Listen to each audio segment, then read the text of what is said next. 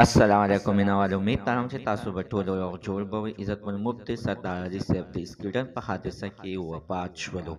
راځئ مینوال څنګه وفات شو مکمل ویډیو تاسو موږ سره په دې ویډیو کې کتلی شئ. د دې ویډیو نه مخکې زه تاسو ته راول دا یادګینه وکړم تاسو کو چینل زموږ په دې سوپر کلیک چینل کې نوي وئ چینل هم نوي سبسکرایب کړئ. مهرباني وکړئ تاسو زموږ د سوپر کلیک چینل د سره سبسکرایب کړئ خوا کې ورسره د ټالۍ ښه یوه نوي معلوماتي ویډیو تاسو ته په اسانۍ باندې در ورسیږي.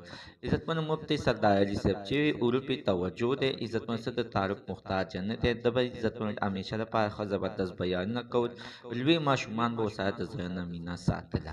ویل کېږي عزتمن دا د کوواټ نه واپس خپل کلي ته راتللو د پروګرام نه ختم کړو او واپسي وکړله.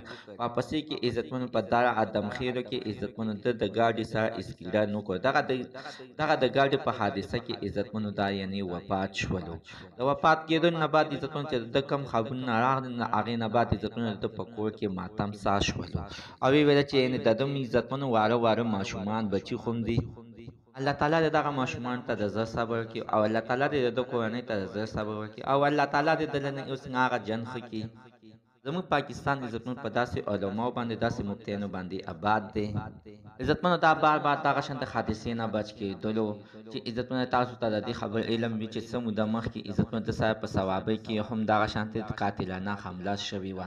الله تعالی د هغې نه هم بچ کړی خو عزتمنو دا د مرګ دغه ته لیکلی شوی و. د ده ګاډی چې عزتمنو د کوواټ د سورنګ نه چې څنګه راوخته د ادم خیل ته چې راوته دی هلته کې عزتمنو ګاډي سره د ده ډرایور اسکیډن کړی دی. عزتمنو دا په مخکیني سیټ کې ناست دی د ده ګاډی مکمل الټا شوی دی. دغه ټیم کې عزتمنو دا په سر باندې ولګېدلو او مړ شولو. عزتمنو تر اوسه پورې د ده د جنازې ټیم لا نه دی کېښودلی شوی. کوشش وکړو چې د جنازې له ځان ورسو تاسو ته مکمله ویډیو کېږدو. زموږ د عزتمنو ته نن ورځې معلومات د دې ځای پورې نوي تازه معلومات دپاره د سره زموږ د سوپر کلیک چینل د سره سبسکرایب کړئ خوا کې ورسره د ټالۍ نښان ووهئ چې ښه یوه نوي معلوماتي ویډیو تاسو ته په اسانۍ باندې در ورسیږي.